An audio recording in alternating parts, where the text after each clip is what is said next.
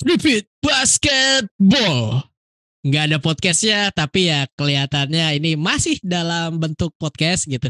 Kembali lagi bersama gue Zain dan di sini gue ditemani oleh Faiz. Halo, Apa halo. kabar nih? Iyo. Baik. Udah lama nih gue nggak main mampir tripit nih. Lama banget Pak, udah berasa 10 tahun nih masalahnya gitu kan. Nah, Waduh. dan kebetulan juga karena udah lama gitu kan kita kasih eksklusif nih Faiz doang nih jadinya nih di sini. Wih. Ini kita bakal ngobrolin soal Utah Jazz ya, yang mana mereka sekarang startnya bagus banget. Ada nggak disangka-sangka mereka ada di peringkat 1. Gue pikir yang paling diduga sama satu NBA. Waduh, si paling diduga ini, si paling Paling diduga. diduga. Iya gitu kan. Karena orang-orang banyak banget yang bilang bahwa tim ini nih ya levelnya tim tanking gitu kan. Dan setelah ditinggal Rudy Gobert sama Donovan Mitchell bakalan jelek gitu. Ternyata malah peringkat 1 gitu kan. Nah ini gue mau langsung aja gitu. Karena rada-rada gimana ya menurut gue. Ya gue pun kaget gitu. Banyak selain gue yang kaget. Nah ini kalau lu boleh jabarin gitu, faktor utamanya Utah Jazz bisa sebagus ini tuh apa sih? Mungkin pertama-tama Utah Jazz tuh tahu kalau ada perubahan peraturan di NBA. Kayaknya tahun ini tuh yang dapat Wembanyama yang peringkat 1 kayaknya, Zain. Oh iya, bisa. Mungkin berbondong-bondong gitu ya jatuhnya ya buat Iya. peringkat 1. Makanya langsung semangat banget nih ngegas nih. Orang dalam ya ternyata dapat Orang infonya dalam gitu kan. punya update peraturan.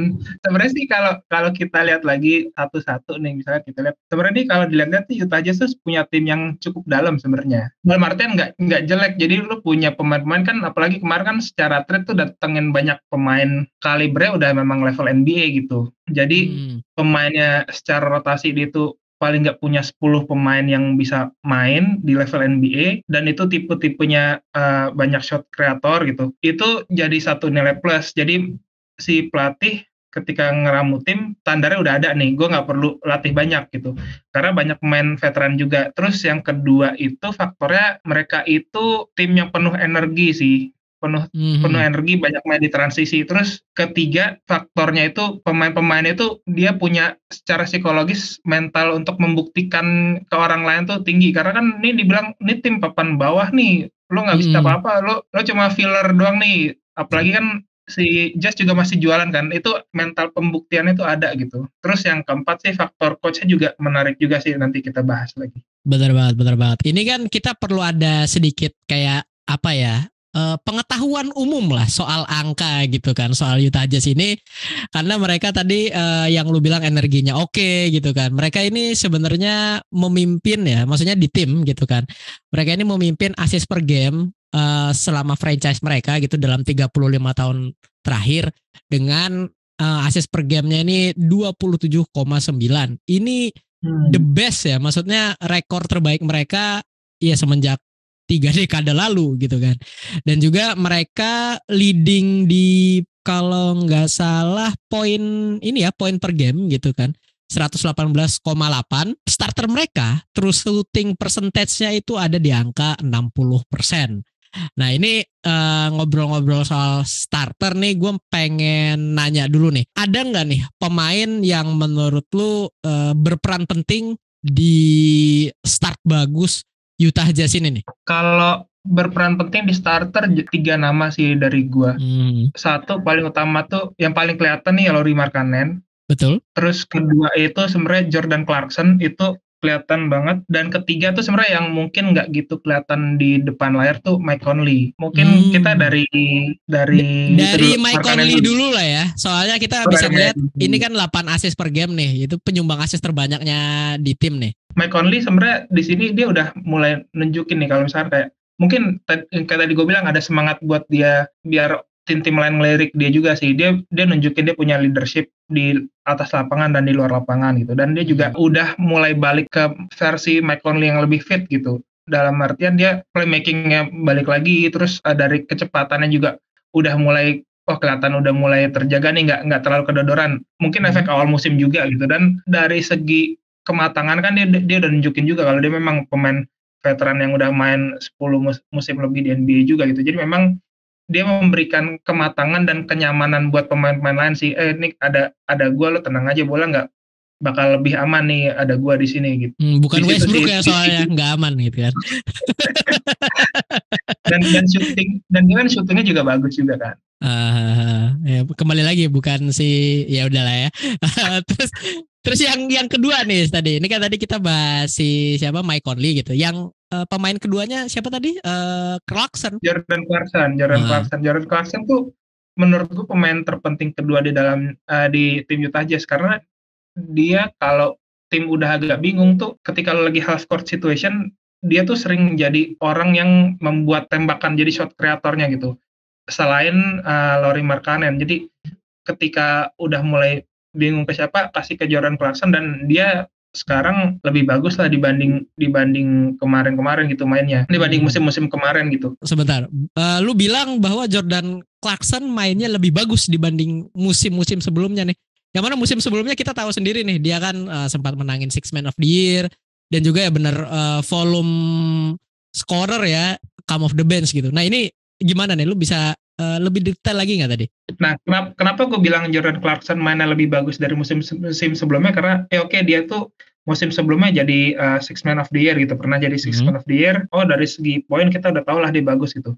Tapi dia sekarang naik level dalam segi kematangan kalau gue ngeliatnya. Menit bertambah, usage rate-nya dia itu bertambah, field goal attempt-nya dia bertambah, tapi dia tetap menjaga persentase tembakannya tetap bagus dan dia malah nambah elemen lagi di permainannya. Dia playmaking-nya meningkat. Contoh misalkan dari segi tahun lalu itu dia 2,5 assist per game, sekarang jadi 5,2 assist per game. Memang masih 13 game nih, cuma itu udah naik 2 kali lipat tuh udah bagus banget gitu. Dan itu nunjukin sebenarnya orang kayak Jordan Clarkson aja assist bisa sebanyak itu memang nunjukin ada sesuatu yang berubah, ada sesuatu yang hebat nih di Utah Jazz nih.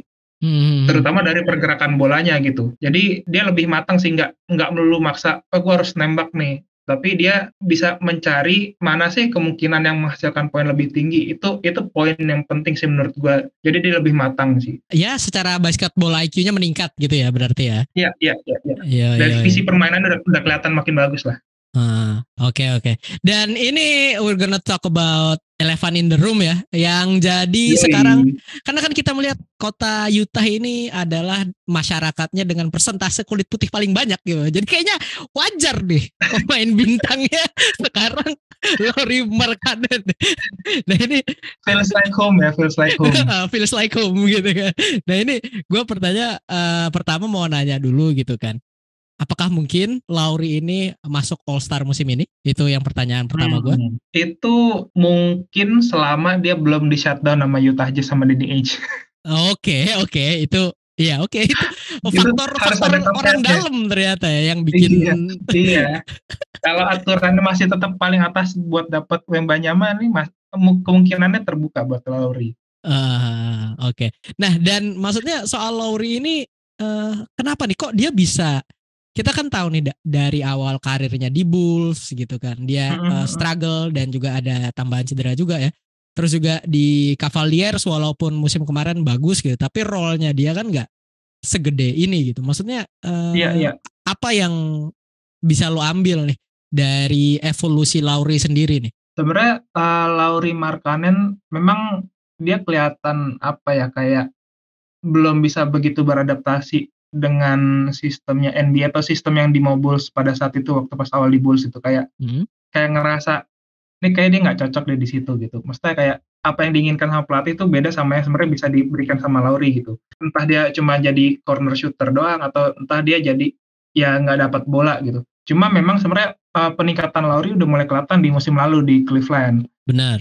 Gimana caranya Cleveland itu memasang Evan Mobley sama Jarrett Allen buat pasang screen buat supaya Lauri dapat ruang buat nembak bola. Itu ada beberapa off screen play yang dibikin khusus buat Lauri. Cuma memang musim lalu itu porsi persentase itu nggak gitu besar. Maksudnya Lauri tetap maupun udah bagus ada peningkatan di Cavs, tetap di Cavs tuh dia bukan orang pertamanya gitu. Masih ada Darius Garland, masih ada Mobley, masih ada Allen gitu.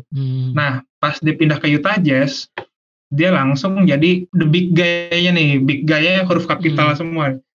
Dia jadi orang kulit putihnya gitu kan. Orang iya, masuk masyarakat nih. Masuk masyarakat. Kalau Clarkson kan walaupun ya dia fans favorite tapi tetap aja dia ada darah Filipina gitu kan, dan nggak white juga. Ini benar-benar ya ada kayak wah European white nih. Ibarat tuh kalau dulu kan ada slogan apa kayak dulu kan Jokowi adalah kita gitu kan. Kalau ini Lauri adalah kita. Lauri adalah Yuta gitu. Lauri representasi terbaik kita.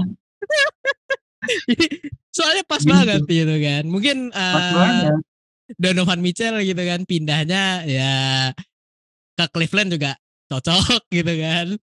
Iya, Lauri lebih cocok lagi ternyata gitu. Dan dia memang kan Lauri itu sebenarnya shooter yang baik kan, dan dia tetap bisa menjaga shooting field goal-nya dengan bagus, dan dia diberikan keleluasaan gitu. Lo mau post up boleh, lo mau main off screen play juga oke, dikasih. Lo mau lebih banyak ngedrive juga diberikan. Jadi memang karena faktor nothing tulus juga sih di Utah itu kan. Jadi Lauri diberikan keleluasaan mau eksplorasi sebanyak apa juga ya oke gitu, silakan. Makanya sekarang kelihatan jadi kayak wah nih Lauri jadi bisa macem-macem nih sekarang gitu. Benar. Dan ini gue sambil ngasih tahu ini ya buat teman-teman yang lagi ngelihat ini gitu kan, ngelihat video ini, pengen ngasih tahu statsnya juga nih. Kita ngelihat perubahannya dari musim lalu sama musim sekarang gitu kan, statsnya Lauri Markkanen ini. Kalau ibaratnya musim lalu dia cuma nyetak 14,8 ya, 14,8 poin per game, 1,3 assist, 5,7 rebound gitu kan. Dan persentasenya dia itu ada di angka 44 ya, 44,5%. Nah, musim ini dia nyetak 22,7%. Terus juga assistnya jadi naik 2,5 assist per game. Reboundnya naik jadi 8,8 dan juga field goal percentage-nya naik jadi 52,7%. Ini sebuah ya ini malah bisa jadi masuk contending buat MIP nggak sih kalau menurut Luis? MIP dalam artian LIP-nya bisa masuk salah satu nominasi sih. Cuma nanti kan kita lihat sejauh apa, misalkan apakah ada kandidat lain yang lebih naik lagi. Cuma harusnya sih masuk conversation salah satu yang masuk MIP sih. Dan maksudnya ini ya sebagai penutup nih gitu kan, karena gue masih bingung nih proyeksi Utah Jazz musim ini tuh sampai mana nih kalau lu boleh bilang nih, karena kan kita jelas ngelihat kalau dia bisa keep up gini terus ya anggap dia bisa top 5 tetap di West gitu. Sebenarnya ini udah mulai masuk ke titik pembuktian sebenarnya buat Jazz, karena awalnya kan semua orang memandang miring kan, nggak dianggap gitu, dia nggak pernah masuk hitungan gitu. Benar. Sekarang pas dia udah ngeliat ternyata bagus nih, ternyata serius nih. Nah kita lihat nih apakah intensitinya tetap ada gitu buat ngebalikin perkataan orang gitu, tetap buat ngebuktiin oh kita nih sekumpulan pemain bagus loh, bukan pemain buangan gitu. Kayak misalkan mungkin tadi gue sempat ngebahas terkait sama intensity, dia tuh main benar-benar push the tempo, high tempo banget gitu. Pace permainannya naik nih dari tahun-tahun sebelumnya, assist ratio tetap bagus, dia main dari memanfaatkan turnover yang dibuat lawan, dia main di transisi itu bagus banget. Nah itu apakah yang akan tetap terjaga, karena kan sementara nih kelihatan kalau chemistry-nya benar-benar kebangun karena mereka udah di cancel sama semua orang gitu. Pas ekspektasi lo meningkat nih ke tim ini, apakah mereka bisa ngebuktiin? Dan gue sih memandang si Danny Ainge akan ngeliat nih, kalau misalkan sampai 30 game dia masih tetap punya rekor di atas 500, gue ngerasa ya nggak ada salahnya juga kalau mereka mau coba catch play in. Cuma kalau ternyata pada akhirnya udah mulai turun nih, udah misalkan jadinya 15-15 gitu rekornya gitu, ya akan sekalian di shutdown sekalian gitu. Cuma paling enggak kita udah ngeliat nih sebenarnya yang ditampilkan dalam 13 game ini tuh udah mulai nunjukin Jazz itu punya role player yang sangat bagus untuk 5 tahun ke depan. Jadi lu punya Vanderbilt dan Kessler yang punya verticality juga buat ngegantiin Gobert. Lu punya Lauri Markkanen yang kalau misalkan nanti lu punya alpha guy, misalkan lu dapat Wembanyama gitu, lu punya second guy-nya di Lauri Markkanen gitu, lu punya apa namanya nanti bakat-bakat muda yang lagi di develop juga, misalkan kayak Talen Horton Tucker yang habis balas dendam ke Lakers gitu kan, Iya. dia bisa jadi develop juga gitu. Ya yang kita nikmatin sekarang ini akan diperlihatkan lagi sama Jazz nanti di 2 tahun 3 tahun ke depan, rosternya kerangkanya akan seperti ini. Itu sih kalau dari gue poin. Wah, ini menarik banget ya. Jadi ibaratnya kita bisa menyimpulkan bahwa sebenarnya faktor-faktor yang bikin Utah Jazz ini startnya bagus ya. Kita kan karena NBA itu ada 82 game gitu. Kita udah berjalan sekitar 13-14 game. Utah Jazz ini dengan rekor 10-3 gitu. Energinya lebih bagus yang jelas gitu. Karena yang lu bilang dia mereka di cancel ya sama penonton gitu kan. Terus juga depth-nya bagus juga, sekumpulan pemain yang beneran bisa ngisi role masing-masing, dan play dari transition-nya gitu kan, dari offensive transition-nya ini juga lebih bagus. Dan yang paling utama gitu ini adalah kembalinya maskot mereka gitu kan, Lauri adalah Utah ke kota Utah gitu kan, pemain kulit putih yang menjadi apa ya, wajah franchise mereka gitu.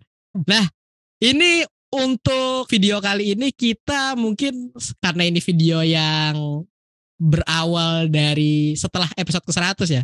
Kita mungkin akan cukup sudahi dulu sampai di sini. Terima kasih buat teman-teman yang ngedengerin. Kalau misal kalian ada yang pengen diomongin soal Utah Jazz, bisa langsung ke kolom komentar. Kita obrolin di bawah gitu kan. Dan jangan lupa juga untuk like video ini serta subscribe channel Tripit Basketball. Adios.